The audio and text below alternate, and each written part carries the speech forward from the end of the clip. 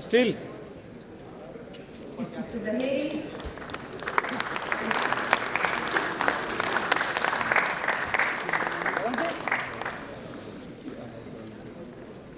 Mr. Dhaheri will now present a memento to Dr. Justice K.G. Balakrishnan.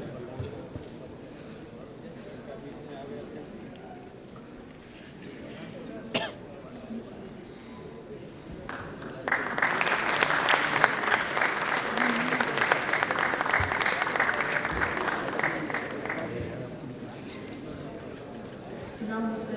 Dhaheri will present a memento to Mr. Justice Yeung, Chief Justice of Mauritius.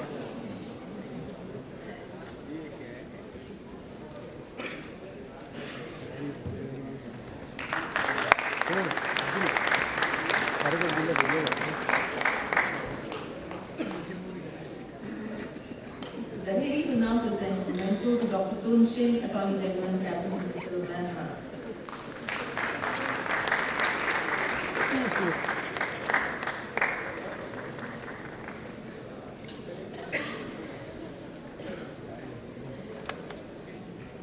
ये bike उठेगा क्या था?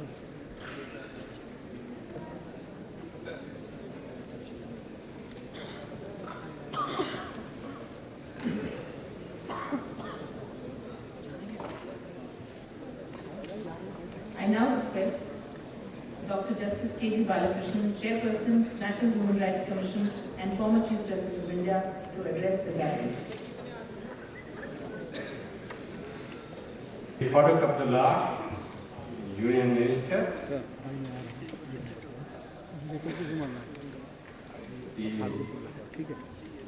Dr.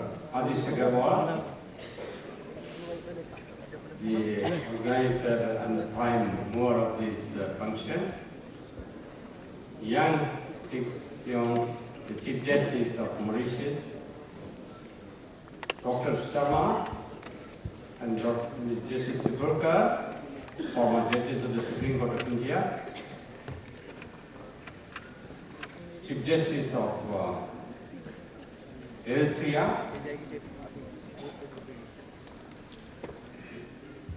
Minister of Justice from UAE, Attorney General of Myanmar, other distinguished guests who have come from abroad, distinguished participants, senior lawyers to the Supreme Court, members of the bar, dear students, ladies and gentlemen.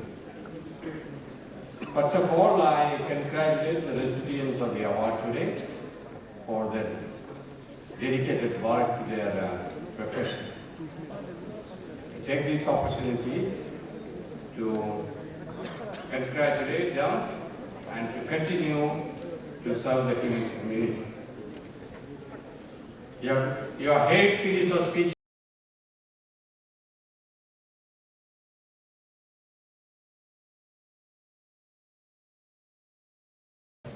that it is said that the counter-terrorism laws are greatest threat to the human rights. Many of the countries have passed laws to meet the challenges of the terrorism, and this in a way creates serious hurdle for fair trial, and it creates arbitrary detention, and there is torture and inhuman degrading treatment or punishment. It violates freedom of expression, freedom of movement, right to privacy, and right to non-discrimination. But we are proud to say India has not passed, India doesn't have these drastic draconian laws which curtail the freedom.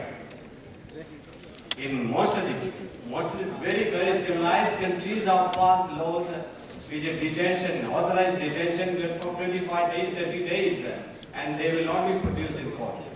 But we had laws, the Kota Tanda, I will repeat. But we ensure the high human rights standards in law. And if any laws are passed in India, it will be subject to severe scrutiny by the higher courts of India. But India is a victim of both internal and external terrorism. We have got serious problems, and it is difficult to maintain law and order situation and to maintain these human rights principles. No doubt one of the major impediments of any country's progress is terrorism. Terrorism and extremism have been newer forms of disruptive forces which have to be handled by the police. These forces work across many states and have links outside shores in India. They also use latest technologies, particularly communication computers, very effectively. In order to curb terrorism, police force will have to create a new cadre who are trained in low-intensity warfare and are equipped with the state-of-the-art across police forces in many states is the need of the hour. Such a modern police force can effectively contribute to the eradication of terrorism and extremism so that the nation can pursue its cherished goal to a developed nation in a major, more focused way.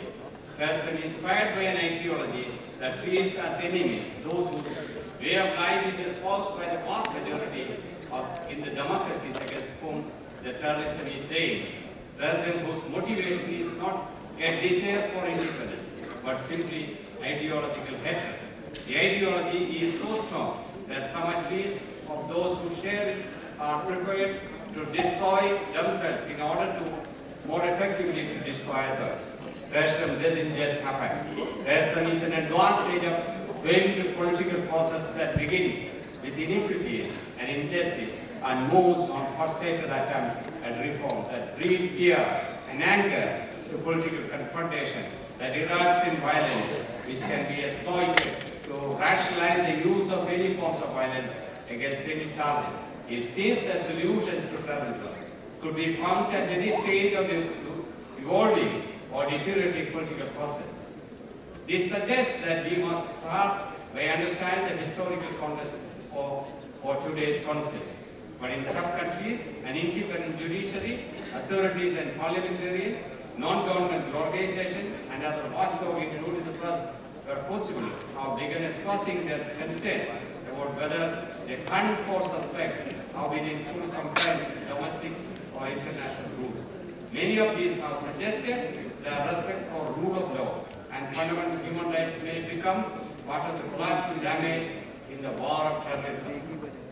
Hundreds or perhaps even thousands of secret detention or expulsions without customary judicial process are facing increasing attention and scrutiny as part of the European Union's response to terrorism. A counter-terrorism coordinator has been appointed and a counter-terrorism strategy agreed for the European Union. The strategy has 4 components. I read. Prevent people turning to terrorism by tackling the factors and root causes that can lead to radicalization and recruitment in Europe and internationally. Protect citizens from infrastructure and reduce vulnerability to attack, including improved security of borders, transport and critical infrastructure. Disrupt to pursue and investigate terrorism within the European Union and globally to impede planning to disrupt support networks, asset freezing and cutting off funding and bringing terrorists to justice. Prepare to manage and minimize the consequences of a terrorist attack by improving capacity to deal with the aftermath, the coordination of the response and the needs of victims. I feel really that this strategy correlates with human rights standards and principles, although the obligation to promote and protect human rights while countering terrorism is not specifically articulated within the strategy that we need for that. Failure to respect universal human rights norms not only undermines our shared values, it undermines the international cooperation and public support crucial and developing effective anti-terrorism efforts. We should be optimistic and that no nation, no matter how powerful, can solve the problem of terrorism on its own. All governments need the voluntary cooperation of every segment of its society to be effective in preventing acts of terrorism. From a human rights perspective, support for victims in the context of terrorism is a paramount concern. However, the question still remains, can we afford universal human rights norms in a time of potential crisis and exceptional nature? Will there be a war on terrorism, exception to the international human rights framework? Ladies and gentlemen, I leave you now with this challenge. Thank you very much for engaging.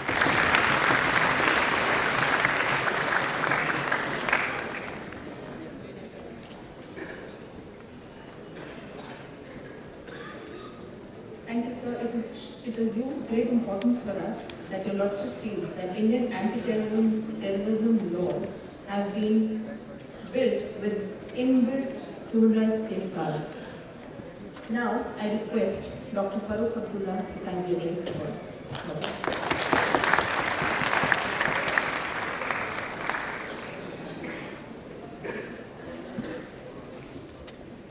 Justice Balakrishnan,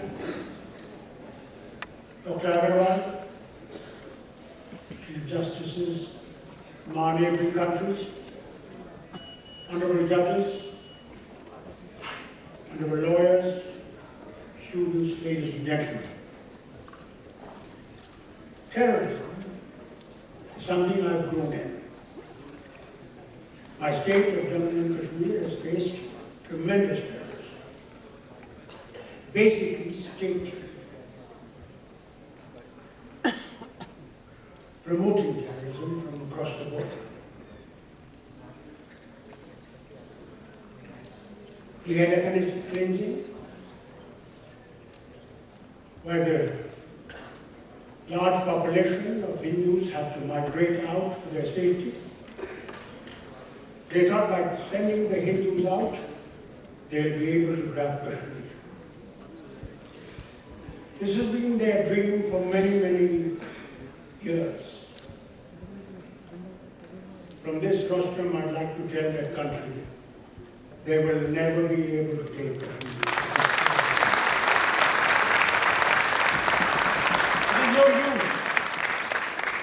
There's no use promoting terrorism. For there is a saying in my language, Urdu, जो किसी के और के लिए कब्र खोदते हैं तो पहले उसमें खुद करेगा. Today the nation faces the same terrorism that they promoted for us. Between fighting the terrorists and human rights on one side. How do you balance these two? He comes with a gun. He comes with all the latest weapons and kills innocent people. And then he demands human rights. He demands international law and says, I am fighting for my nation. Which nation? What nation? Here is the tragedy. Many laws have to be tough. But how do you govern those laws? I was Chief Minister of the state when terrorism started. And I can tell you that when FIRs were booked for them, there were lacunas booked, which the lawyers were able to find, and many of the hard terrorists had to go scot-free because there was nothing that you could hold them on. I give you an instance where we caught 4 terrorists, and after all the interrogation that we did, they were found to be innocent. While they were interrogated, it was not possible to see that they had gone across the train and come back with all the horrible guns to kill people. But as God would help, They could not be released in Srinagar. They had to be taken to Kupwara where they were caught. And we had caught another group also. And suddenly, when these 4 boys were taken before the superintendent of police to be released, they saw the others, they said Salam Alaikum to them. This superintendent of police luckily was intelligent. And he took this boy who had wished the other fellow into the other room and he said, "How did you wish him?" He said, "I know him." So all the interrogation we had done, where they were proved innocent, whereas they were not innocent, our mechanism does fail. And many of these terrorists go scot-free. And you're going to have tremendous trouble. Remember, let me tell you, be ready for it. And to our great lawyers, I would say, Afghanistan is going to be a tragedy. The American forces and the NATO forces are going to go. We are afraid, will the local force be able to control those elements that are wanting to change the structure of the world? The great thing about this nation called India is that we have population which is of multiple religions. They speak different languages. Their culture is different. We are united in diversity. It is this diversity that keeps us strong. But so long as we protect this diversity individually also, and remember that every religion we must respect, that is the only way India will advance. And that is the way we will be able to fight terrorists. Remember, as Justice said, that they have no religion. They have, unfortunately, no boundaries. They have no law. And thus, when it comes to that, they should not have human rights also. Because they are the ones who are killing the very human rights for which we all stand. This is a challenge that you young people will have, who will one day lead this nation. For this nation is going to go through a lot of turmoil. And we should be ready for that turmoil. World has to realize that this is too small. That if we don't together think, today we might sink, tomorrow the other nation will sink. Americans thought that terror can never reach their boundary. They thought they're free. Till 9/11 took place. And suddenly they realized that they are not safe. I remember when 2 of these people, one general and one fellow from the White House, came to talk to us about human rights in Kashmir. And these 2 gentlemen were with my governor. And their appointment with me was at 6 o'clock in the evening. And I had my chief of police, intelligence, my chief secretary and myself ready to meet them. And at 6 o'clock in the evening, my governor rings me and says, "Dr. Farooq, the people who have to come and see you will be slightly delayed." I said, "My God, why?" He said, "Look at the television. I thought Bajpayee must be dead. Otherwise, the governor wouldn't tell me to look at the television. And I went, because my television was in my bedroom. And I put the television on. And what do I see? A plane going into this great building of New York called the World Trade Center. And I quickly came and saw these officers, and I said, have double whiskey. They said, why?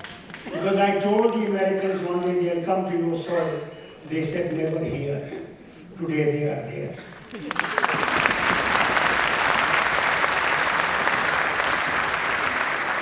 So when these two gentlemen came in, and the very first request they made to me, can we see your television? And my daughter said, the television is in the bedroom. I said, to hell with it, come on. They can sit on my bed. And they sat down and they kept on looking how this World Trade Center is going down. And then this gentleman tells me, are you connected